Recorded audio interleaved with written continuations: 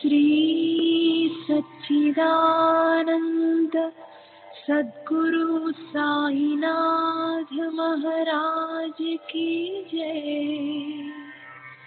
सद्गुरु श्री साईनाथुनि शरद बाबूजी की जय।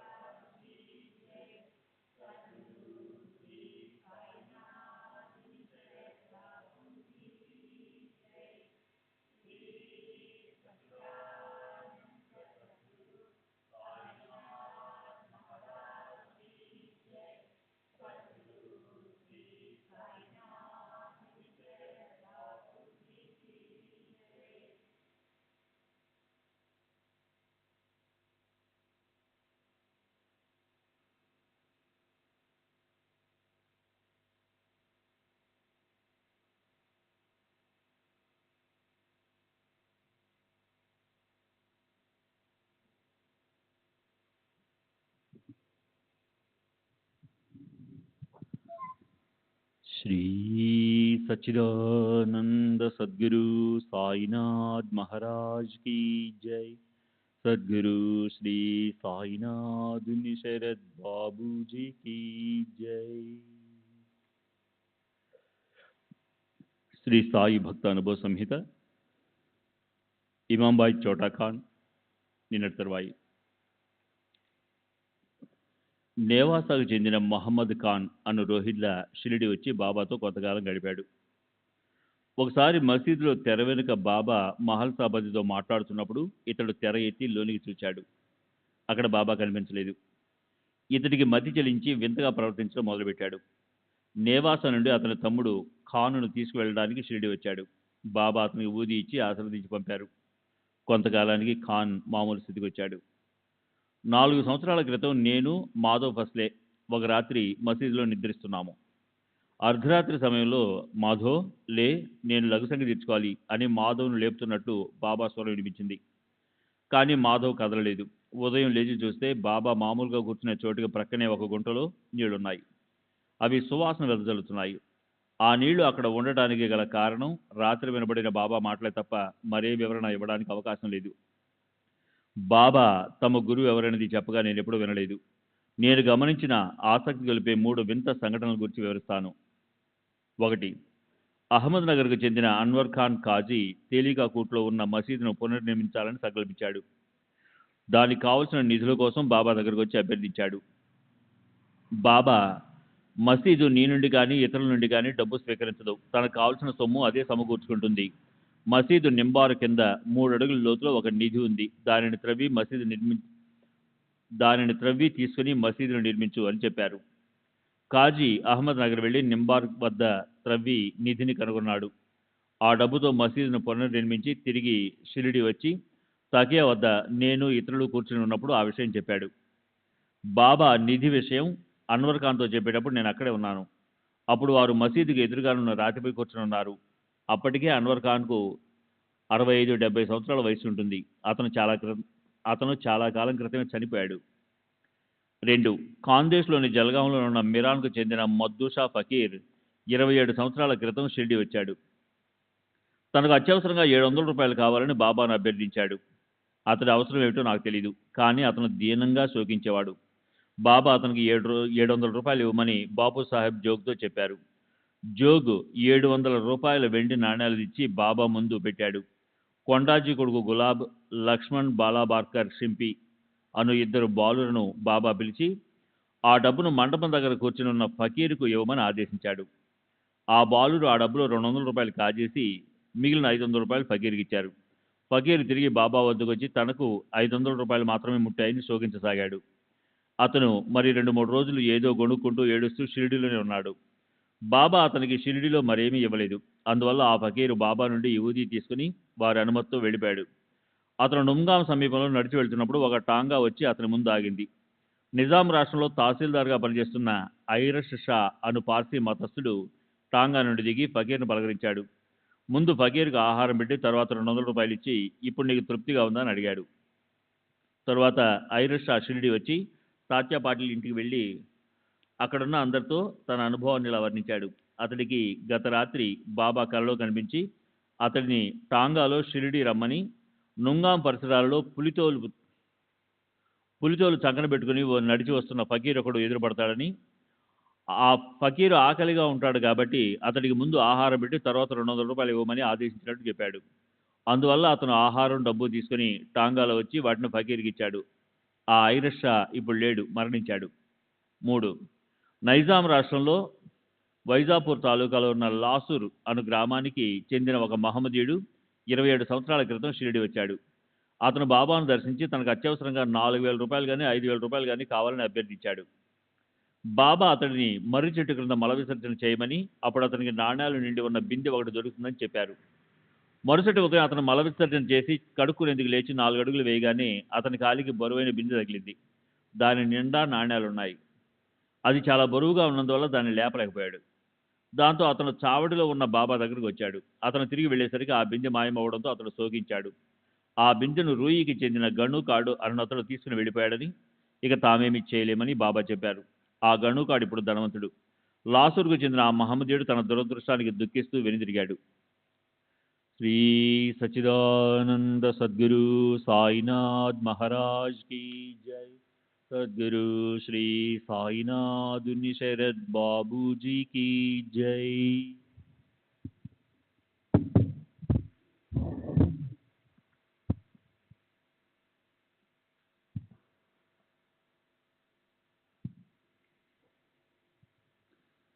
Shri M V Sahasrabuddhe, civil engineer, Paithan, sugar works, వయసు 41 సంవత్సరాలు, బ్రాహ్మణుడు, తండ్రి విష్ణు, పైథాన్, సతారా జిల్లా. 1931లో నీమ్గాం షిరిడి నీటిపారుదల డ్రైనేజ్ పథకం కింద నాకు మంజూరైన కాంట్రాక్టు తీసుకోవడానికి రహతా వెళ్ళాను. అక్కడ బాబాన్ గురించి తెలుసుకొని షిరిడి వెళ్ళి హారతికి హాజరయ్యాను. నేను ఎంతగానో ప్రభావితుడినయ్యాను. ఆ తర్వాత నాకు సాయిబాబా అద్భుత రీతిలో ఎన్నో విధాలుగా సహాయపడ్డారు. కొన్ని సంఘటనలు వివరిస్తాను. 1932లో చాలామంది పని వాళ్ళను నియమించి డ్రైనేజ్ గొట్టాలను వేయటానికి మట్టి త్రవ్విస్తున్నాను. మధ్యాహ్నం ఒక చెట్టు కింద కాలువ గట్టుపై పడుకొని నిద్రిస్తుండగా మగత నిద్రలో ఉన్న నన్ను అకస్మాత్తుగా ఎవరో కుదిపి లేపినట్లయింది. ఆ నిద్రలోనే బాబా, లే, పైనుండి జారిపడిన మట్టిలో ఒకడు పూడుకుపోతున్నాడు, వెళ్ళి వెంటనే అతన్ని బయటికి తీ అన్నారు. వెంటనే నేను లేచి కొందరు కూలీలను వెంటబెట్టుకొని అక్కడికి 2 మైళ్ళ దూరంలోనున్న ప్రమాద స్థలానికి సైకిల్పై వెళ్ళాను. బాబా చెప్పినట్లు తవ్వుతున్న కందకం పైనుండి మట్టి జారిపడి అందులో 20 మంది కూలీలు పూడుకుపోయారు. మేము వెంటనే ఆ మట్టినంతా వెలికి తీసి కూలీలను లేవదీశాము.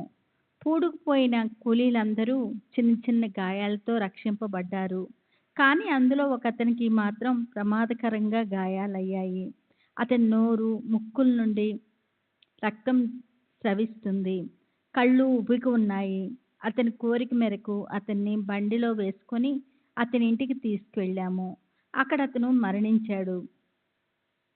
బాబా నన్ను సకాలంలో హెచ్చరించుకుంటే పని జరుగుతున్న స్థలంలోనే అతను మరణించడం, చాలామంది గాయపడటం జరిగి ఉండేది. అప్పుడు నేను విచారణ కమిటీ ముందు దోషిగా నిలబడి ఎన్నో చిక్కులను ఎదుర్కోవాల్సి వచ్చేది. అయినప్పటికీ 2 నెలల తర్వాత కలెక్టరు ఆ ప్రమాదం గురించి విచారణ జరిపారు. కానీ బాబా నాకు ఎలాంటి సమస్య రాకుండా కాపాడారు. ఇది బాబా నుండి నేను పొందిన గొప్ప సహాయము.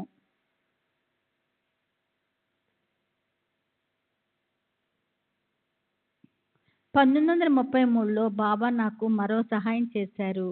అప్పుడు నేను పూనాలో ఉన్నాను. బాబా నా కల్లో కనిపించి షిరిడీ సంస్థాన కమిటీ వారు నా కోసం షిరిడీలో ఎదురు చూస్తున్నారని చెప్పారు. కమిటీ వారికి నాతో ఏ అవసరం ఏముంటుందా అనే కుతూహలంతో షిరిడీ వెళ్ళాను. కమిటీ మెంబర్ అయిన శ్రీ ఎస్టి నేవాల్కర్కు నేను నీమ్గాం కాంట్రాక్టర్గా తెలుసు. అతను నా కోసం అడుగుతున్నట్టు తెలిసింది. నేను వెళ్ళి అతన్ని కలిశాను. అతను నాకు సభామండపాన్ని నిర్మించే పని అప్పగించాడు. ఇప్పుడు షిరిడీలో ఉన్న సభామండపం నేను నిర్మించిందే. 1936లో మా అమ్మ అస్వస్థతగా ఉన్నప్పుడు కూడా బాబా సహాయం చేశారు. ఆమెకు కాలేయం ఆపరేషన్ చేయవలసి వచ్చింది. ఆ ఆపరేషన్ పూనాలో చేయించడం మంచిది. కానీ అక్కడ ప్లేగు వ్యాపించి ఉన్నందున మేముంటున్న వాయిలోనే, అంటే సతారా జిల్లా ఆపరేషన్ చేయదలిచాము. అప్పుడు బాబా నా కల్లో కనిపించి ఆపరేషన్ వాయిలో జరిపించవద్దని, పూనాలోనే జరిపించమని ఆదేశించారు. వారి ఆదేశం మేరకు ఆమెను పూనా తీసుకువెళ్ళి సుసూన్ ఆసుపత్రిలో డాక్టర్ గుర్ఫురేతో ఆపరేషన్ చేయించాము.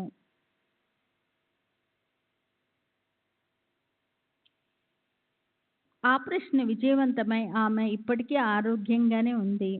నేను ఈ మధ్యనే సాయి సంస్థాన కమిటీ మెంబర్గా ఎన్నుకోబడ్డాను. నాకు ఈ మధ్య వచ్చిన కలలో బాబా సకల దేవతా స్వరూపులనే నిదర్శనం లభించింది. నేను పల్టన్లో ఉన్నప్పుడు నాకు ఒక కల వచ్చింది. బాబా సమాధి ముందున్న హాల్లో సత్యనారాయణ స్వామి విగ్రహం ప్రతిష్ఠించి విగ్రహం చుట్టూ పాలవెల్లి కట్టి పూజ నిర్వహిస్తున్నారు. స్వామికి నివేదించిన నైవేద్యాలన్నీ సమాధిలో కూర్చుని ఉన్న సాయిబాబా శరీరంలోనికి వెళ్తున్నాయి. సమాధి పారదర్శకంగా కనిపించింది. ఆ కలలో కనిపించిన దృశ్యమో నిజమో కాదో తెలుసుకోవాలని నేను షిరిడీ సంస్థాన వారికి జాబు వ్రాశాను. నాకు కల వచ్చిన రోజు సమాధి మందిరంలో శ్రీ సత్యనారాయణ స్వామి పూజ నిర్వహించినది లేనిది తెలపమని కోరాను. సంస్థాన వారు పూజ నిర్వహించినట్లు జవాబిచ్చారు. దీన్ని బట్టి సాయిబాబాయే శ్రీ సత్యనారాయణ స్వామి అని, శ్రీ సత్యనారాయణ స్వామిని పూజిస్తే తమను పూజించినట్లేనని బాబా నిదర్శనం చూపారు. నేనొక శ్రోత్రియ బ్రాహ్మణ్ణి, సనాతన ఆచారాలు పాటించేవాణ్ణి. అందువల్ల ముస్లింలు కడ్జాతి వాళ్ళు తాకిన వస్తువులను తాకేందుకు కూడా ఇష్టపడేవాడిని కాదు. ఒకసారి బాబా నా కల్లో కనిపించి అస్వస్థతను పాటించడం తప్పని హితో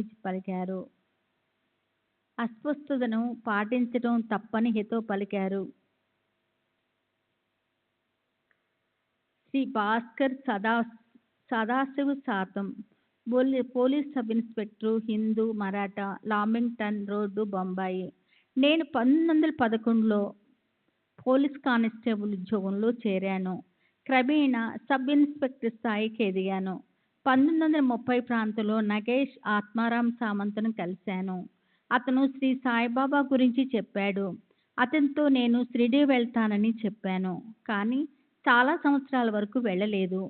1940లో నేను సామంత్ నార్గం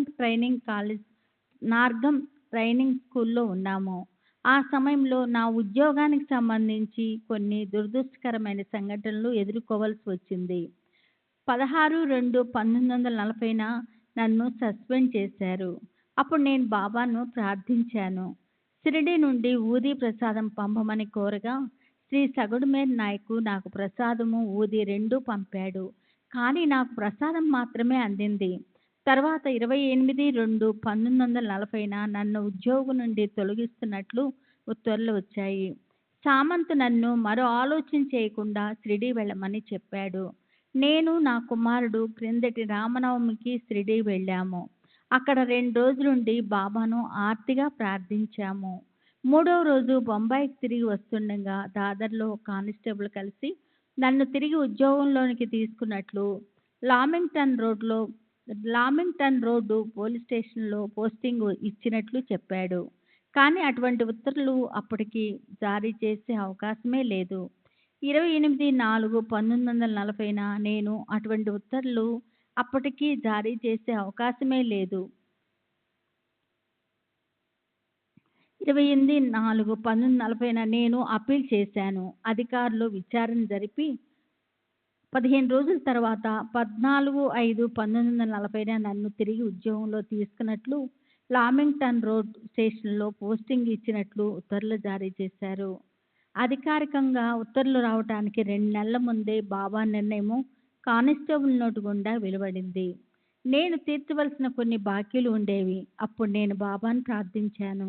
బాబా నాకు డబ్బు అందేలా చేయడంతో నా బాకీలన్నీ తీరి నాకు కావలసినవన్నీ సమకూరాయి. ఇటువంటి సుఖ సంతోషాలు ప్రసాదించమని నేను బాబాను ప్రార్థించాను. శ్రీ సచ్చిదానంద సద్గురు సాయినాథ్ మహారాజ్ కీ జై. సద్గురు శ్రీ సాయినాథుని శరత్ బాబూజీ కీ జై.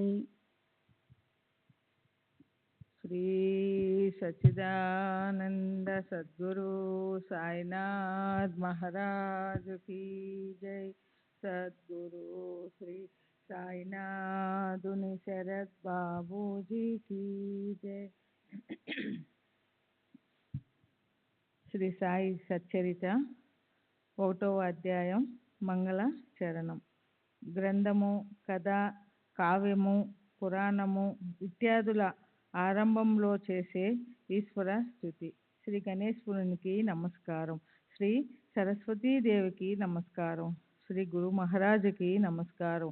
శ్రీ కులదేవతకి నమస్కారం. శ్రీ సీతా శ్రీరామచంద్రులకి నమస్కారం. శ్రీ సద్గురు సాయినాథునికి నమస్కారం. ప్రారంభించిన పని నిర్విఘ్నంగా పూర్తి కావాలని విద్వజ్జనులు మొదట మంగళచరణంతో తమ ఇష్టదేవతల అనుగ్రహాన్ని ప్రాప్తింపచేసుకుంటారు. మంగళచరణం అంటే అందరికీ నమస్కరించడం. అలా చేయడంలోని ఉద్దేశం సమస్త విఘ్నాలు నివారించబడి వాంఛించిన ధ్యేయం సిద్ధింప చేసుకోవడమే. వక్రతుండు, దీనులను పరిపాలించేవాడు, 14 విద్యలకు 4 వేదాలు, 6 వేదాంగాలు, ధర్మశాస్త్రాలు, మీమాంస, తర్కం లేదా న్యాయం, పురాణాలు అధిపతి, మంగళప్రదమైన రూపం కలవాడు, ఏనుగు తల ఉన్నవాడు అయిన గణపతికి ప్రథమ వందనం చేస్తున్నాను. కడుపులో 14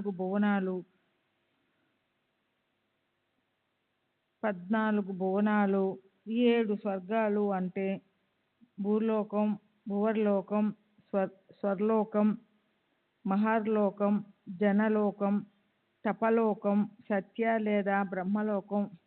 7 పాతాళాలు అంటే అతల, వితల, సతల, రసతల, తలాతల, మహాతల, పాతల లేదా నాగలోకం ఉంటాయి కనుక నిన్ను లంబోదరుడు అంటారు.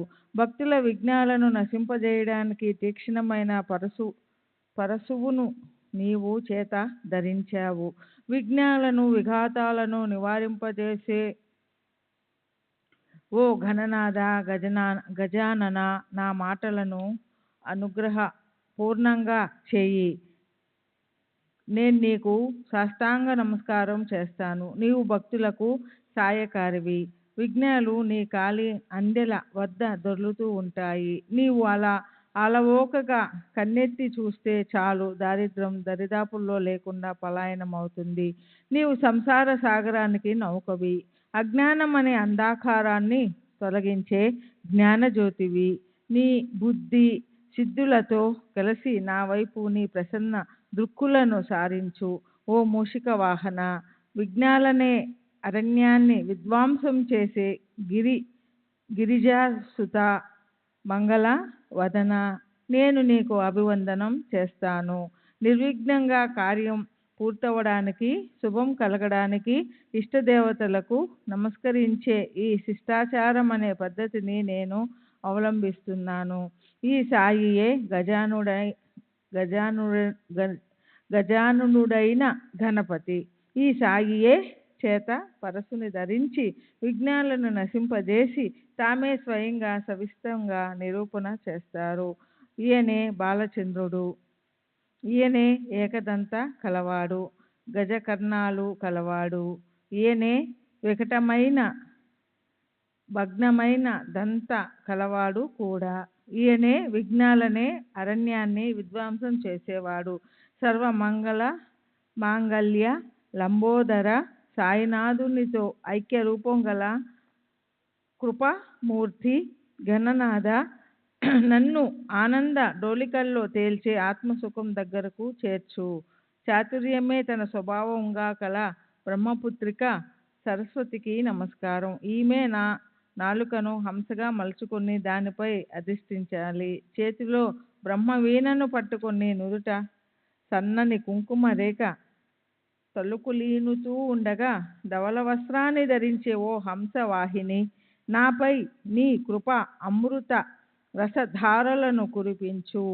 ఆ వాగ్వేత జగన్మాత ప్రసన్నం కాకపోతే ఈ కావ్య కథ వాధ్యాయం నాకు సాధ్యమవుతుందా? ఈ గాథను లిఖించడం నా వల్ల అయ్యే పనేనా? ఓ జగజ్జనని వేదమాత, విద్యా సంపత్తి అనే గుణరూప నది, నా ద్వారా శ్రీ సాయి సమర్థ చరిత్ర అనే సుధా ధారలను సర్వుల చేత త్రాగించు. శ్రీ సాయి ప్రభువు స్వయంగా భగవతి సరస్వతిగా అయి ఓంకార వీణను చేత ధరించి భక్తులను ఉద్ధరించడం కోసం స్వీయ చరిత్రను స్వయంగా గానం చేస్తున్నారు. సృష్టి స్థితి లయ కారకులు మూర్తీభవించిన సత్వ రజస్తమో గుణాలే అయిన బ్రహ్మ విష్ణు మహేశ్వరులకు నమస్కారం. స్వయం ప్రకాశకులైన ఓ సాయినాథ, మా పాలిట గణపతి మీరే. మీరే బ్రహ్మ విష్ణు మహేశ్వరులు. మీరే మా సద్గురువులు. మీరే సంసార రూప నదికి నౌక. అందులో ఉన్న భక్తులమైన మాకు ఆవలి తీరాన్ని చూపాలి. ఎందుకంటే గత జన్మలకు సంబంధించిన ఏదో సత్కర్మ సాధన చేసి ఉండకపోతే మాకి చరణ కమలాలు ఎలా లభించేవి? అక్కడ మాకు స్థానం ఎలా లభించేది? మా కులదైవం ఆదినాథులు నారాయణుడు క్షీరసాగరంలో నివాసం ఏర్పరచుకొని సర్వుల దుఃఖాలను దూరం చేసే ఆయనకు నమస్కారం.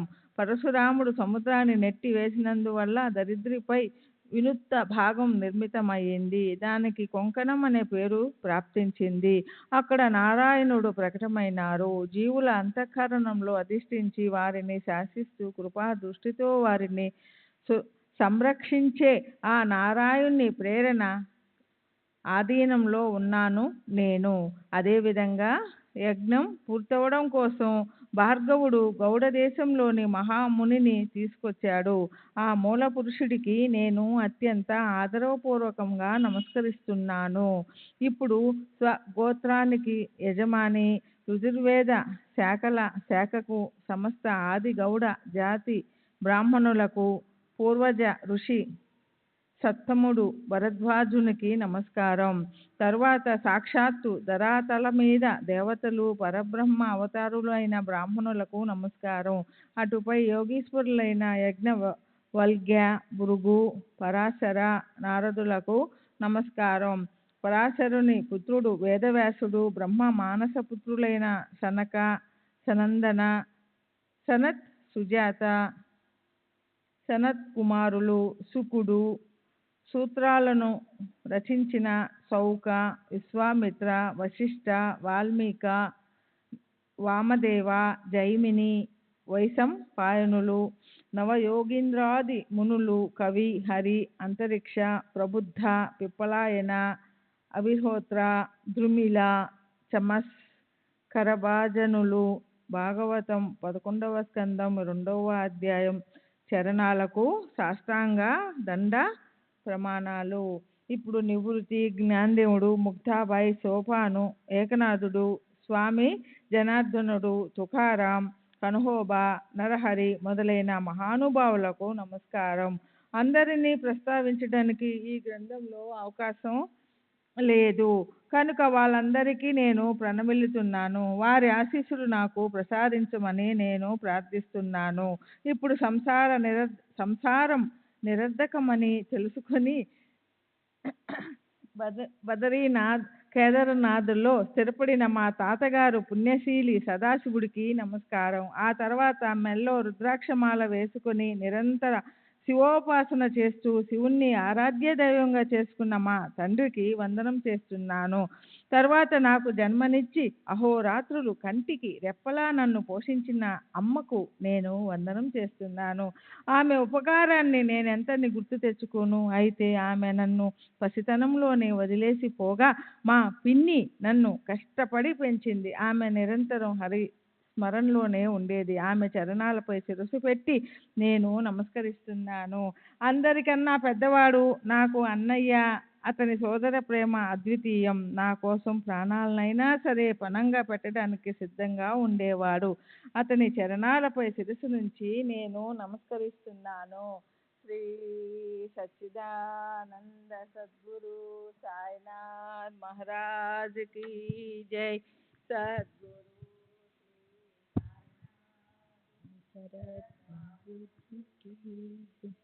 श्री सच्चिदानंद सद्गुरु साईनाथ महाराज की जय. सद्गुरु श्री సాయినాథుని శరత్ బాబూజీకి జై. ఇప్పుడు నేను మీ శ్రోతలకు నమస్కారం చేస్తున్నాను. మీకు ఒకవేళ శ్రద్ధ లేదనుకోండి, అప్పుడు నాకు తృప్తి ఎలా లభిస్తుంది? గుణాల యోగ్యతను గుర్తించగలగటంలోనూ కథను వినే విషయంలోనూ శ్రోతల కంటే చాతుర్యాన్ని, ఆతృతని బట్టి భక్తకు మనసులో అధికాధికంగా ఉత్సాహపూరితమైన ఆనందం కలుగుతుంది. మీకు శ్రద్ధ లేకపోతే ఇక ఈ కథకు ఉపయోగం ఏమిటి? కనుక నేను మీకు సాష్టాంగ నమస్కారం చేస్తున్నాను. ప్రసన్న చిత్తంతో వినమని విన్నపం చేస్తున్నాను. నాకు శాస్త్రంతో కానీ వాజ్మయంతో కానీ పరిచయం లేదు. నేను ఎప్పుడూ గ్రంథపారాయణ చేయలేదు. ఎన్నడూ మహానుభావుల కథలను విన్నవాణ్ణి కాదు. ఇది మీకు పూర్తిగా తెలుసు. నాకు కూడా నా అవగుణాలు, హీనత్వం బాగా తెలుసు. అయినా ఈ నా గ్రంథ రచనా ప్రయత్నం గురువచనాలను నిఘం చేయటం కోసమే. మీతో పోలిస్తే నేను గడ్డిపోచలాంటి వాడిని. నా మనస్సు నాకు చెబుతుంది. అయినప్పటికీ మీరు కృపావంతులై నన్ను యోగ్యుడిగా అంగీకరించండి. ఇప్పుడు బుద్ధికి స్ఫురణ కలిగించే సద్గురువుని స్మరిద్దాం. ప్రేమతో ఆయన చరణాలకు వందనం చేసి కాయ, వాచ, మనస ఆయన్ని శరణంటాను. భోజనం చేసేటప్పుడు తినేవాడు మధుర పదార్థాన్ని చివరికి తిన్నట్లు అలా గురువందనమనే మంచి ముద్దని తిని ఈ వందన సమర్పణ పూర్తి చేస్తాను. ఓంకార రూప ఓ సద్గురురాయ, నీకు నమస్కారం. నీవు చరాచర ప్రాణాలకు విశ్రాంతి స్థానానివి. దయామృతమూర్తివైన నీవు నశింపులేని విశ్వమంతటికి నివాస స్థానానివి. సప్తద్వీపాలతో జంబూ కుశ, పక్ష, సాల్మలి, క్రౌంచ, శాక, పుష్కర నవఖండాలతో ఉన్న పృథ్విని, సప్త స్వర్గాలను, సప్త పాతాళాలను ఉత్పన్నం చేసే హిరణ్య గర్భం అనగా బ్రహ్మ యొక్క అండమే బ్రహ్మాండమని ప్రాచుర్యంలో ఉంది. ఈ బ్రహ్మాండానికి జన్మనిచ్చేదాన్ని అవ్యక్తం లేదా మాయ అంటారు. గురు మహారాజు స్వయంగా ఆ మాయకు కూడా అవలీతరంలో ఉంటారు. వారి మహిమను వర్ణించలేక వేదాలు, శాస్త్రాలు మౌనం వహించాయి. నానా రకాల యుక్తులు కూడా ఆయన్ని వర్ణించటమనే పని చేయలేవు. అది గుర్తుంచుకోవాలి. ఓ సద్గురు, స్వాభావిక గుణం మూలాన అన్నీ మీరే అయి ఉన్నారు కనుక మిమ్మల్ని వేటితోనూ పోల్చలేము. దృష్టి అగుపించే రూపాలన్నింటినీ కూడా మీరే స్వయంగా ధరించి ఉన్నారు. అలాంటి ఓ దయామృత సాగరా, సమర్థ సద్గురు, తమని తాము తెలుసుకోగల సమర్థ, గోష్ఠులన్నింటికీ అతీతంగా ఉండే ఆద్యాంతాలు లేని శ్రీ సాయినాథ, మీకు నమస్కారం. ఓ సర్వోత్తమ, నిత్యానంద, పూర్ణకామ, స్వప్రకాశ, మంగళధామ, ఆత్మారామ, గురువర్య, మీకు ప్రణామాలు. మిమ్మల్ని స్తుతించపోయి వేదాలు, శృతులు మౌనాన్ని ధరించాయి. మరి అక్కడ మిమ్మల్ని తెలుసుకోవటానికి జ్ఞానం ఏ పాటిది? ఓ కరుణానిధి సద్గురు, మీకు జయాకారాలు. గోదావరి తీరంలో విహరించేవాడా, సాక్షాత్తు బ్రహ్మ విష్ణు మహేశ్వరులు దత్తావతారాలు అయిన మీకు జయాకారాలు. సద్గురువు లేకపోతే బ్రహ్మదేవుడికి బ్రహ్మత్వం ప్రాప్తించదు. కనుక సద్గురువుకి పంచ ప్రాణాలతో దృష్టి తీయాలి. ఆయనకు అనన్యంగా శరణు వెళ్ళాలి.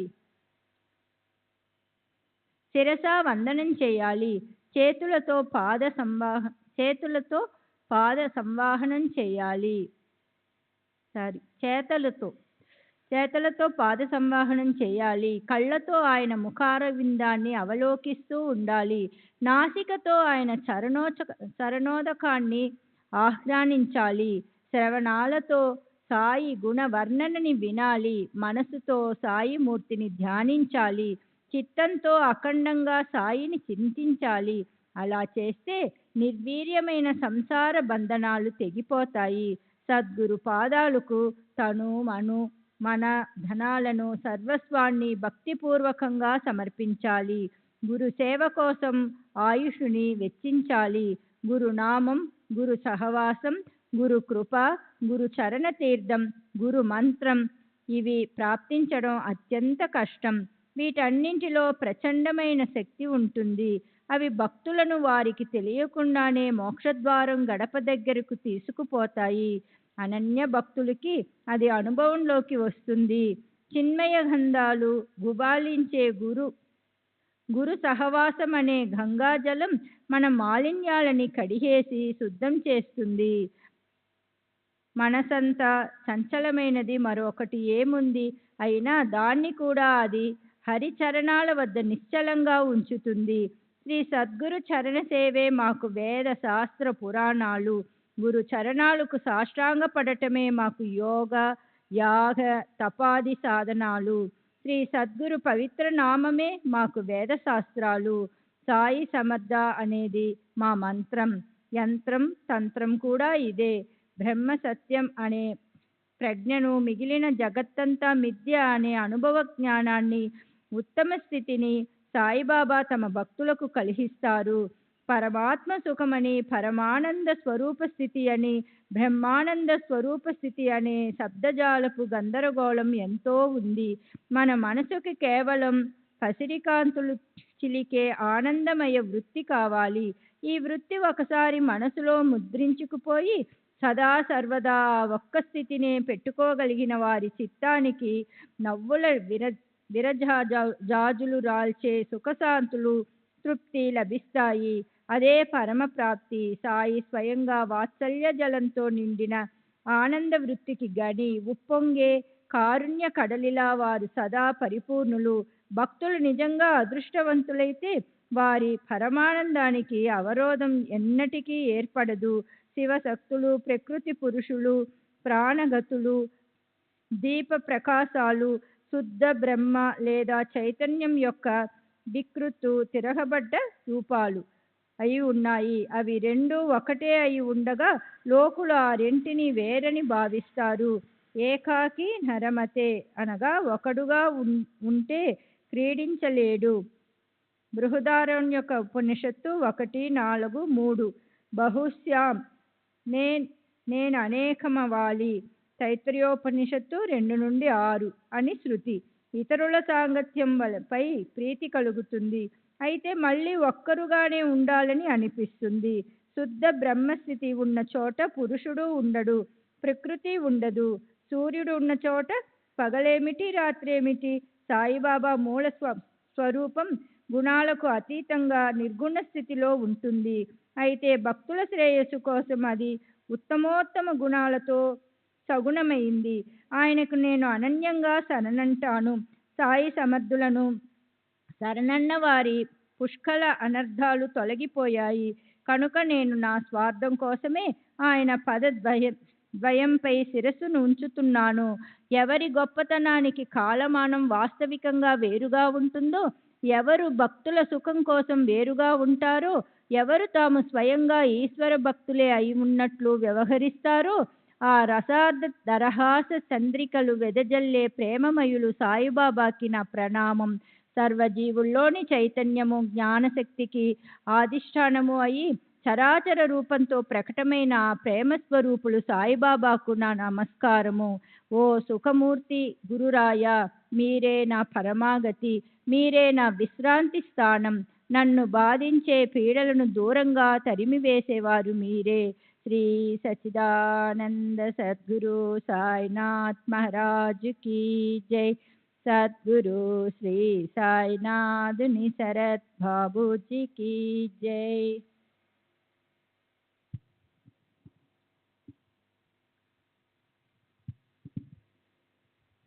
ఇప్పుడు ఈ నమస్కారాలు చివర సర్వాంభూతి భగవంత, జీవులన్నిట్లో భగవంతుడే ఉన్నాడు అనేదానికి రుజువుగా సర్వజీవ మాతృలకు నేను వందనం చేస్తున్నాను. నన్ను తమవాడుగా భావించమని వారికి విన్నపం చేస్తున్నాను. దీనివల్ల విశ్వాన్ని పోషించేవాడికి ఆనందం కలుగుతుంది. ఎందుకంటే ఆయన విశ్వానికి లోపల బయట వ్యాపించి ఉన్నాడు. ఆయన ఏకాత్మత కించిత్తు కూడా విభజించబడదు. ఈ ప్రకారంగా నమస్కారాలు పరిపూర్ణముగా సమాప్తమవటం అనేది ఆరంభించిన కార్యం చక్కగా సమాప్తి అవటానికి సాధనమైంది. ఇదే ఈ గ్రంథానికి మంగళాచరణ. ఇప్పుడు దీని ప్రయోజనాన్ని నివేదిస్తాను. సాయి నా మీద కృపతో నాపై అనుగ్రహమృతాన్ని వర్షించిన నాటి నుంచి నేను రాత్రింబవళ్ళు ఆయన చింతనే చేస్తున్నాను. అందువల్ల నా సంసార భయం నశించిపోయింది.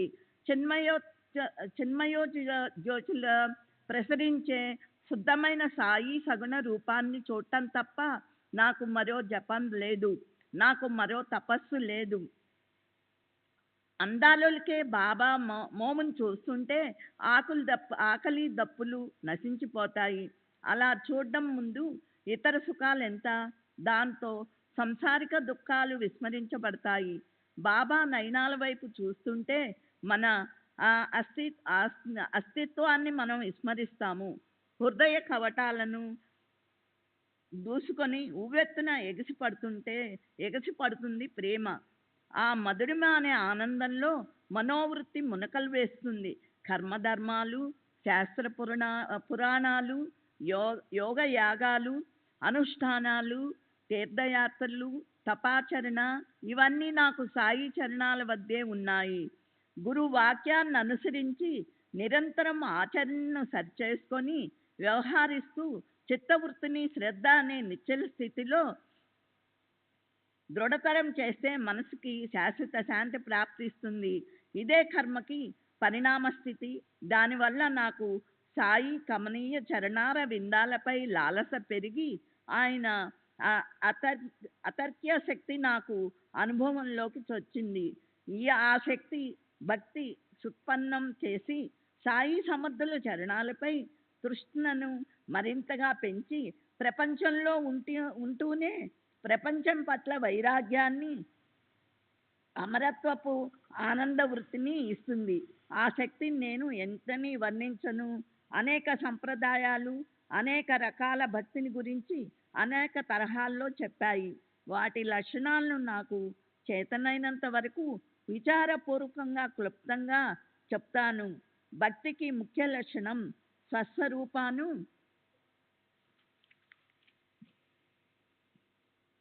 సంధానమని వేదశాస్త్ర పారంగదులు జ్ఞాన సంపన్నులైన ఆచార్యులు చెప్పారు. పరాశర ఋషిపుత్రుడు వ్యాసుడు పూజాదులు చేసి ప్రేమను వ్యక్తం చేయగల అర్చన భక్తి అనేక మరొక పద్ధతి చెప్పాడు. గురువు కోసం తోట నుంచి పారిజాతాది పువ్వులను పోగు చేసి గురువు గారి గృహ ప్రాంగణాన్ని పూడ్చి నీళ్లు చల్లి గోమయంతో అలకాలి. తరువాత స్నాన సంధ్యాదులు చేయాలి. గురుదేవుల కోసం గంధం తీయాలి. పంచామృతాలతో స్నానం చేయించి ధూపదీపాలతో హారతిచ్చి ఇప్పుడు నైవేద్యం పెట్టాలి. ప్రేమపూర్వకంగా చేసే ఈ పద్ధతిని అర్చన అంటారు. తమ హృదయంలోని శుద్ధ జ్ఞాన స్వరూప నిర్మల చైతన్యాన్ని విగ్రహ రూపంలోకి ఆవాహన చేసి పూజను మొదలు పెట్టాలి. పూజ అర్చన పూర్తయిన తర్వాత ఆ చైతన్యాన్ని మళ్ళీ తమ హృదయంలో ఇదివరకటి స్థానంలో ప్రతిష్ఠించుకోవాలి. ఇప్పుడు గర్గాచార్యుల మతానికి సంబంధించిన ఓ భక్తి లక్షణాన్ని చెప్తాను వినండి. ఈ భక్తిలో మనసు హరిగుణ కీర్తనలో తాజాత్మికం చెంది హరి అనే ఆనందంలో మునకలు వేస్తుంది. ఆత్మ గురించి అఖండంగా ధ్యానం చేయటం, హరికథా సంకీర్తనలు చేయడం, శాస్త్రాల్లో చెప్పబడ్డ విధంగా ఆచరణను సంస్కరించుకోవడం, ఈ రకమైన భక్తి గురించి శాండిల్యముని చెప్పాడు. మనసులో సహితాన్ని సాధించాలన్న కోరిక కలవారు వేద విహిత ఆచరణను చేస్తారు. వేదాల్లో చెప్పబడిన వాటిని లేదా వద్దని నిషేధించిన వాటిని స్వహితానికి బాధాకరమైనవని వదిలేస్తారు. శ్రీ సచ్చిదానంద సద్గురు సాయినాథ్ మహారాజ్ సద్గురు సాయినాథ్ శరత్ బాబూజీ కీ జై. ఏ రకమైన కర్మకు గాని లేదా ఫలానికి గాని నేను నిజంగా కర్తని కాను, భోక్తని కానన్న నిరహంకార భావన మనసులో ఉత్పన్నమైనప్పుడే అది బ్రహ్మార్పణ చేసేందుకు యోగ్యతను సంతరించుకుంటుంది. ఆ ప్రకారంగా కర్మ చేస్తూ పోతే అప్పుడు నైష్కర్మ్యత సహజంగానే సాధ్యమవుతుంది. కర్మత్యాగాన్ని ఎవరూ ఎప్పటికీ చేయలేరు, కానీ కర్మ చేసి కాతృత్వాన్ని వదలొచ్చు.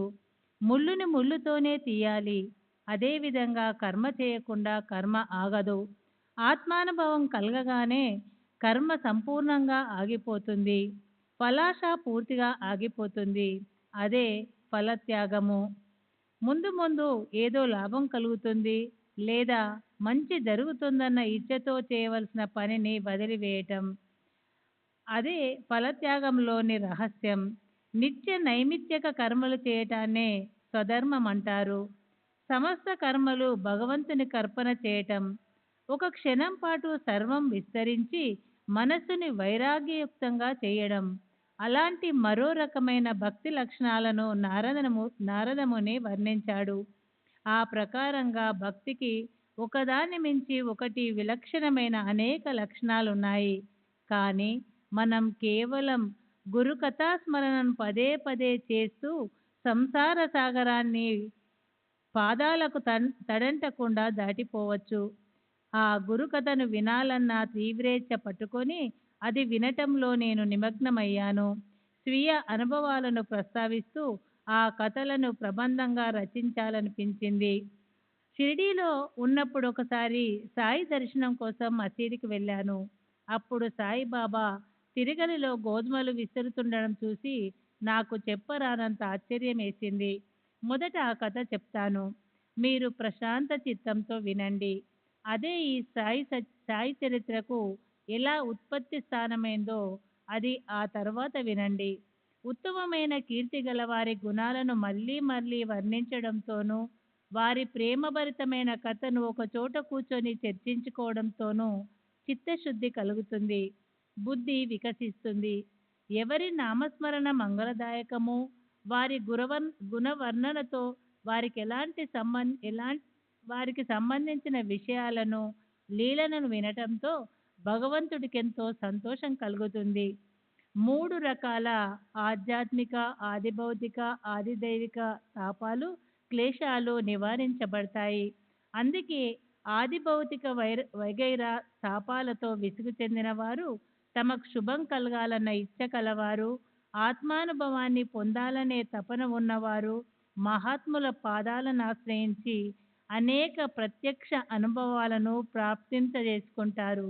సరే, ఇప్పుడు శ్రద్ధగా ఈ మధుర వృత్తాంతాన్ని వింటే బాబా ఒలికించే కరుణసుధాలను చూసి ఆశ్చర్యం అనిపిస్తుంది. ఒకరోజు ఉదయాన్నే పళ్ళు తోముకొని ముఖం కడుక్కొని బాబా తిరగలితో విసరడం మొదలెట్టారు. చేత్తో చేటపుచ్చుకొని ఆయన గోధుమ బస్తా దగ్గరికెళ్లారు. ధాన్యం కొలిచే పాత్రతో చేటలో గోధుమలు పోశారు. తర్వాత మరో ఖాళీ గోతాముని నేలపై పరిచి దానిమీద తిరగలి పెట్టారు. విసిరేటప్పుడు వదులు కాకుండా తిరగలి పిడిని గట్టిగా బిగించారు. చొక్కా చేతులు పైకి లాక్కొని కఫ్నీని సవరించుకొని కాళ్ళు జాపి తిరగల ముందు కూర్చున్నారు. నాకు మనసులో ఎంతో ఆశ్చర్యం కలిగింది. ఇలా విసరడంలో ఈయన ఉద్దేశం ఏమిటి? ఏది పోగు చేసుకొని బికారికి చింత ఎందుకు? సరే, బాబా ఏమీ పట్టించుకోకుండా చేత్తో పిడిపట్టుకొని తల కిందకు వంచి తిరగలతో విసురుతూ నిశ్చింతగా ఒక రోజుకు కావలసిన ధాన్యాన్ని విసిరి తిరగలికి బయట ఓ పక్కగా పెట్టారు. ఎందరో మహానుభావులను చూశాను, కానీ తిరగలితో పిండి విసిరే వాళ్లను ఈయనొక్కన్నే చూశాను. గోధుమలను విసరడంతో సుఖమేమిటో, అందులో కౌతుకమేమికో ఆయనకే తెలియాలి. జనము ఆశ్చర్యచకితులై ఇదంతా చూడసాగారు. అయితే బాబా దాంతో ఏం చేస్తారని అడిగే ధైర్యం ఎవరికీ కలగలేదు. ఈ విషయం గ్రామంలో వ్యాపించి స్త్రీ పురుషులు ఒక్కొక్కరే రాసాగారు. పరుగు పరుగున వచ్చిన స్త్రీలు అలసిపోయారు. వారిలో 4 స్త్రీలు మసీదు మెట్లెక్కి పైకి పోయి బాబా చేతిని గట్టిగా పట్టుకొని ఆయన చేతి నుంచి తిరగలి పిడిని లాక్కున్నారు. బాబా వాళ్లతో పోట్లాడడం మొదలుపెట్టారు. కాను వాళ్ళు అదే పనిగా విసురుతూ బాబా లీలల గుణగానం చేస్తూ బాబా గీతాలు పాడడం ప్రారంభించారు. ఆ మహిళల ప్రేమను చూసి బాబా ఉట్టుట్టి కోపం శాంతించింది. కోపం ప్రేమగా రూపాంతరం చెందింది. బాబా అందంగా సౌందర్య దరహాస చంద్రిక లొలికించారు. 4 షేర్లు విసరడం జరిగింది. చేట ఖాళీ అయిపోయింది. అప్పుడు ఆ స్త్రీల మనస్సులో తలంపుల తరంగాలు అపరిమితంగా నర్తించాయి. వాళ్ళు తర్కించుకోవడం మొదలెట్టారు. బాబా స్వయంగా రొట్టె తయారు చేసుకోరు. వారు భిక్ష చేసి జీవిస్తారు. ఆయన ఈ పిండితో ఏం చేస్తారు? ఆయనకు భార్య లేదు, పిల్లలు లేరు, ఇల్లు వాకిళ్ళు లేవు, సంసారం లేదు. ఆయన ఏకాకి. ఆయనకింత గోధుమ పిండి ఎందుకు అనుకున్నారు. ఒక ఆమె ఇలా అన్నది, బాబా పరమ దయాసాగర్లు. మన కోసమే వారి లీల. ఇప్పుడీ పిండంతా మనకిస్తారు. దీన్ని 4 భాగాలు చేసి ఒక్కొక్కరికి ఒక్కొక్క భాగం ఇస్తారు అని ఆ మహిళలు మనస్సులో అనుకున్నారు. కానీ బాబాకే ఎరుక, అది ఎవరికీ అంతు చిక్కదు. అయితే లోభత్వం వల్ల ఆ స్త్రీల మనసుల్లో బాబాని దోచుకోవాలన్న ఆలోచన కలిగింది. తర్వాత గోధుమలన్నీ అయిపోయాయి. పిండి తయారైంది. తిరగలని గోడ కానించి పెట్టి ఆ స్త్రీలు చేటలో పిండిని నింపుకొని దాన్ని తమ ఇళ్లకు తీసుకెళ్లడానికి సిద్ధమైనారు. అప్పటిదాకా బాబా పెదవి విప్పి ఓ చిన్న మాటైనా మాట్లాడలేదు. అయితే ఆ స్త్రీలు ఆ పిండిని 4 భాగాలు చేశారో లేదో వెంటనే బాబా ఏమన్నారో చూడండి. మీకేమన్నా పిచ్చా? ఇది ఎక్కడికి తీసుకుపోతున్నారు? మీ బాబుగాడి సొమ్మని తీసుకుపోతున్నారా?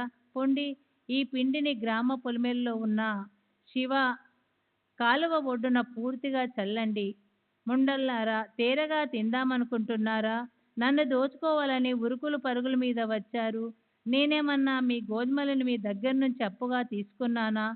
అందుకే దాని పిండి మీరు తీసుకెళ్దామని చూస్తున్నారా?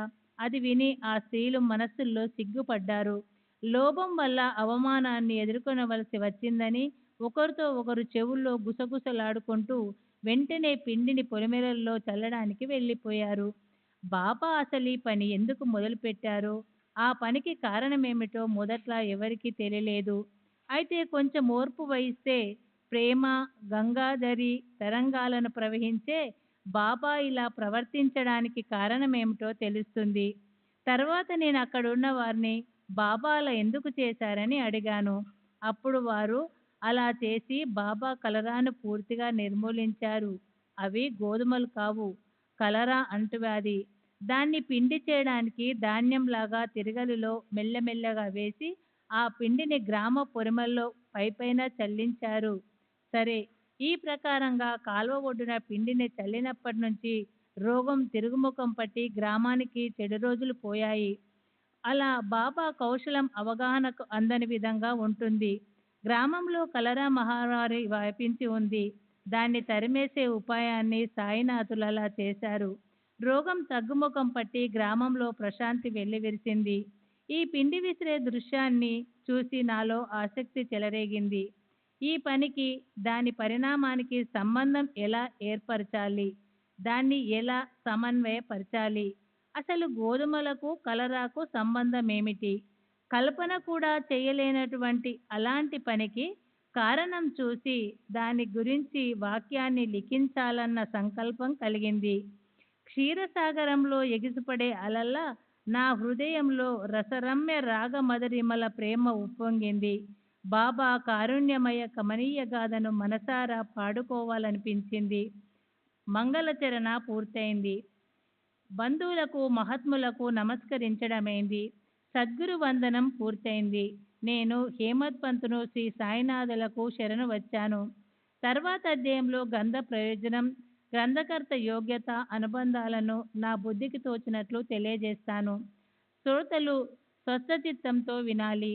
అలాగే శ్రోతలకు వక్తకు శ్రేయస్సు కలిగించే శ్రీ సాయి సచ్చరిత్రను రచించిన హేమత్ పంతు ఎవరు అన్న విషయం కూడా తరువాత చెప్పబడుతుంది.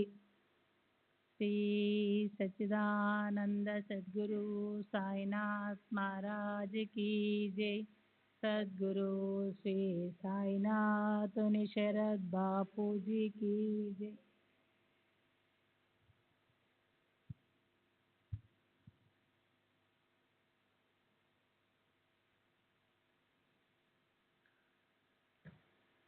ఒకటవ అధ్యాయానికి పరిపూర్ణ వివరణ.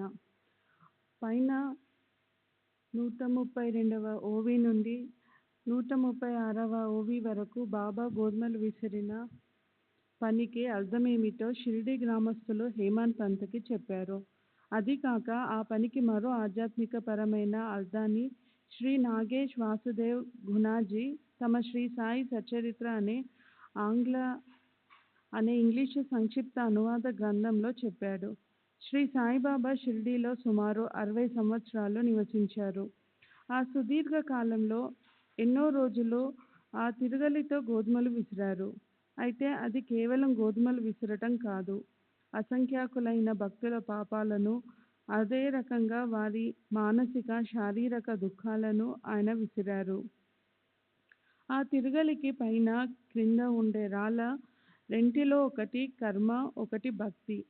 అంటే కిందది కర్మ, పైది భక్తి. తిరగలి పిడిని పట్టుకొని బాబా దానిని తిప్పుతుండేవారు. అది జ్ఞానం. బాబాకున్న దృఢ విశ్వాసం ఏమిటంటే మన సమస్త ఆశలు, ఆకాంక్షలు, పాతకాలు, సత్వ రజస్తమానాలనే త్రిగుణాలు, మనలో ఉండే సూక్ష్మము, వదలటానికి కఠినము అయిన అహంకారములను సత్కర్మ, భక్తి, జ్ఞానాల సహాయంతో తిరుగట్లో మొదట విసరణకర్రతో ఆత్మజ్ఞానం లేదా ఆత్మసాక్షాత్కారం ప్రాప్తించటం సాధ్యం కాదు. దీని గురించి సంత కబీరు చెప్పిన ఇలాంటిదే ఒక కథ గుర్తుకొస్తుంది. ఒకసారి ఒక స్త్రీ తిరగలిలో విసురుతూ ఉంటే చూసి కబీరు ఆయన నిపత నిరంజన్ గురువుతో ఇలా అన్నారు: నాకు ఏడుపు వస్తుంది. ఎందుకంటే ఆ తిరుగలిలో విసరబడుతూ పిండవుతున్న ధాన్యంలాగే సంసార చక్ర బంధమైపోయే కష్టం గురించి నాకు తెలిసింది. దానికి నిపత నిరంజన్ ఇలా అన్నాడు: కంగారు పడకు. నాలాగే జ్ఞానం అనే పిడిని గట్టిగా పట్టుకొని తిరగలి దగ్గర నుంచి దూరంగా పోకుండా మధ్య బిందువు మీద మనసుని నిలుపు. అప్పుడు నీవు దానిని ఖచ్చితంగా తప్పించుకోగలవు. 2వ అధ్యాయం. కథకి ప్రయోజనం, నామకరణం. కథలోని ఉద్దేశం హేమాన్ పంత్ నామకరణం. శ్రీ గణేశునికి నమస్కారం. శ్రీ సరస్వతీ దేవికి నమస్కారం. శ్రీ గురు మహారాజుకి నమస్కారం. శ్రీ కులదేవతకి నమస్కారం. శ్రీ సీత శ్రీరామచంద్రులకి నమస్కారం. శ్రీ సద్గురు సాయినాథునికి నమస్కారం. క్రిందటి అధ్యాయంలో మంగళాచరణం అయింది.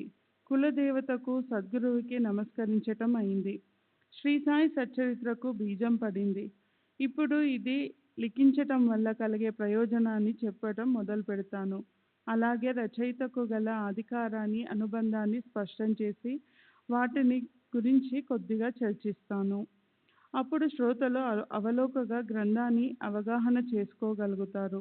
మొదటి అధ్యాయంలో బాబా గోధుమలు విసిరి కలరాని మొదలంటూ నశింప చేయటంతో గ్రామస్తులకు ఎంతో ఆశ్చర్యం కలిగింది. సాయిబాబా చేసిన ఈ అద్భుత లీలలను విని నా మనసులో మధుర శరదృతువు లాంటి ఆనందం ఆకాశపు టంచులకు తాకింది. నా జీవన నాడుల ధారల్లో ప్రేమ వెల్లువ ఉవ్వెత్తున ఎగిసిపడింది. అదే ఈ సాహిత్య పరిమళాలు వెదజల్లే కావ్య రూపంలో ప్రకటమైంది. కనుక శ్రీ సాయిబాబా మహిమలను మనసుకు తోచిన విధంగా వర్ణించాలని, అలా చేస్తే అవి భక్తులకు ప్రబోధాత్మకంగాను పాప ప్రక్షాళనం చేసేవిగాను ఉంటాయి అని అనిపించింది. అందుకోసమే అంత పవిత్రమైన సాయి చరిత్రను వ్రాయాలనుకొని ఇహపర సౌఖ్యాలను కురిపించగల ఈ కథావాహనాన్ని మొదలుపెట్టాను. మహానుభావుల చరిత్రలు సన్మార్గానికి దారి చూపగల దివ్యలు. శ్రీ సచ్చిదానంద సద్గురు సాయినాథ్ మహారాజ్ की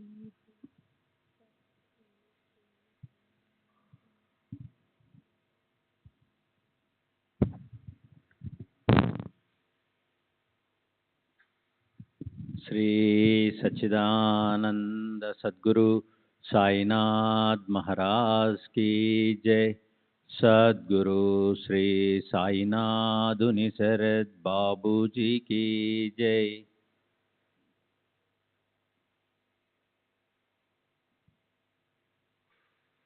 సాయిబాబా చేసిన ఈ అద్భుత లీలను విని నా మనసులో మధుర శరదృతువు లాంటి ఆనందం ఆకాశపు టంచులను తాకింది. నా జీవన నాడుల దారుల్లో ప్రేమ వెల్లువ ఉవ్వెత్తున ఎగిసిపడింది.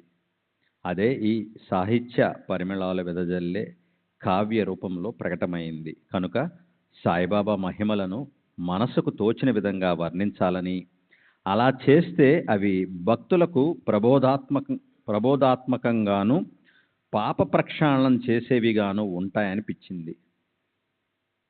అందుకోసమే అంత పవిత్రమైన సాయి చరిత్రను రాయాలనుకొని ఇహ పర సౌఖ్యాలను కురిపించగల ఈ కథా హవనాన్ని మొదలుపెట్టాను. మహానుభావుల చరిత్రలు సన్మార్గానికి దారి చూపగల దివ్యలు. అవి న్యాయశాస్త్రానికో లేదా తర్కశాస్త్రానికో సంబంధించినవి కావు.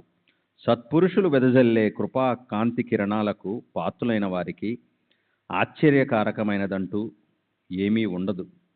అయినా మీరు ఈ ఆనందామృతానికి భాగస్వాములు కమ్మని శ్రోతలకు నా ప్రార్థన. సత్సంగం పట్ల, సత్కథా శ్రవణం పట్ల సద్భావం, సదా వాటిలో నిమగ్నమయ్యే సంస్కారం ఉన్నవారి భాగ్యమే భాగ్యం. శ్రీ సచ్చిదానంద సద్గురు సాయినాథ్ మహారాజ్ की जय. सद्गुरु श्री साईनाथुनि शरद बाबूजी की जय.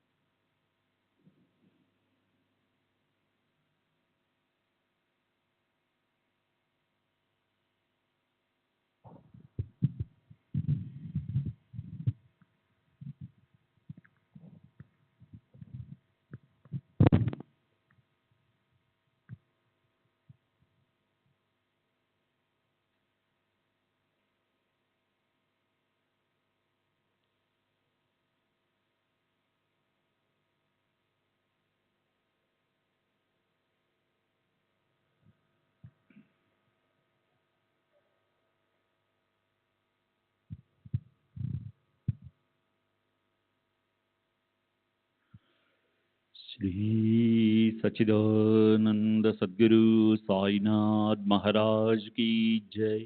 सद्गुरु श्री साईनाथ शरद बाबू जी की जय। साई रहम नजर करना, बच्चों का पालन करना। साई रहम नजर करना, बच्चों का पालन करना। जाना तुमने जगत पसार, सब ही झूठ जमाना। जाना तुमने जगत पसार, सब ही झूठ जमाना। साई रहम नजर करना, बच्चों का पालन करना। साई रहम नजर करना, बच्चों का पालन करना। मैं अंधा हूँ बंदा आपका, मुझसे पथ दिखलाना। मैं अंधा हूँ बंदा आपका, मुझसे पथ दिखलाना। साई रहम नजर करना, बच्चों का पालन करना। साई रहम नजर करना, बच्चों का पालन करना। दास गणों कहे अब क्या बोलूं, थक गई मेरी रसना। दास गणों कहे अब क्या बोलूं, थक गई मेरी रसना। साई रहम नजर करना, बच्चों का पालन करना। साई रहम नजर करना, बच्चों का पालन करना। रहमो नजर करो अबू मोरे साई, तुम बिना नहीं मुझे माँ बाप भाई। रहमो नजर करो मैं आंधा हूँ बंदा तुम्हारा। मैं आंधा हूँ बंदा तुम्हारा, मैं ना जानू ना जानू, मैं ना जानू अल्लाह इलाही। रहमो नजर करो, रहमो नजर करो अब मोरे साई। तुम बिना नहीं मुझे माँ बाप भाई। रहमो नजर करो काली जमाना, मैंने गमाया। काली जमाना मैंने गमाया, साथी आखिर का साथी आखिर का साथी आखिर का, तुम बिन कोई। रहमो नजर करो, रहमो नजर करो अब मोरे साई। तुम बिना नहीं मुझे माँ बाप भाई। रहमो नजर करो अपने मस्जिद का झाड़ू गणो है। अपने मस्जिद का झाड़ू गणो है। मालिक हमारे मालिक हमारे मालिक हमारे, तुम बाबा साई। रहमो नजर करो, रहमो नजर करो अबू मोरे साई।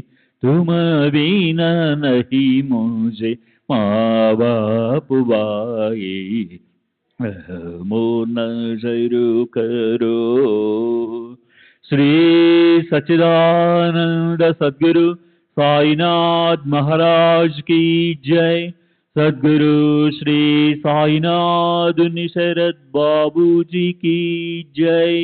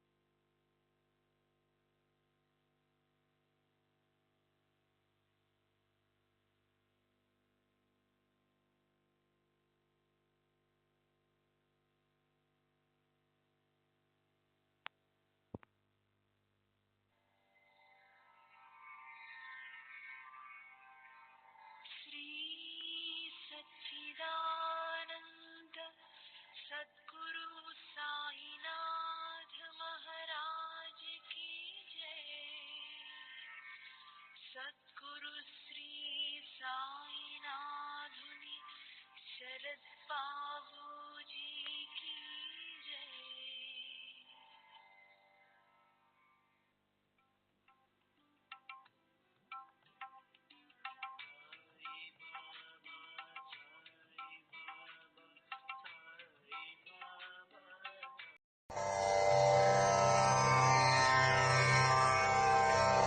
श्री सच्चिदानंद सद्गुरु साईनाथ महाराज की जय। सद्गुरु श्री साईनाथुनि शरद बाबूजी की जय।